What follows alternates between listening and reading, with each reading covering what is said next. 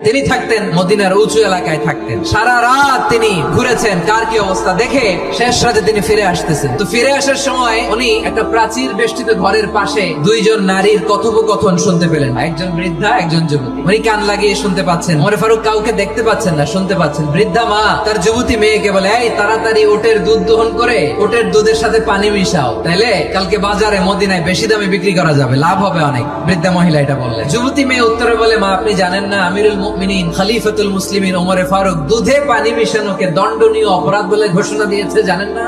এবার বৃদ্ধা মহিলা বলে, আরে পাগলি, এই ভোর রাতে আমিরুল মুমিনিন ওমর ফারুক আসবে কোত্থেকে? কেউ দেখবে না। আরে কেউ দেখবে না, তাড়াতাড়ি দুধের সাথে পানি মিশাও। এই কথা যখন মা বলেছে, যুবতী মেয়েটা চমৎকার একটা উত্তর দিয়েছে, আপনি ঠিকই বলেছেন, গভীর রাতে ওটের দুধে পানি মিশালে ওমর দেখবে না, কিন্তু মা খেয়াল রাখবেন, ওমর যদি নাও দেখে, ওমরের রব কিন্তু দেখে। চিল্লায় বলেন ঠিক কিনা?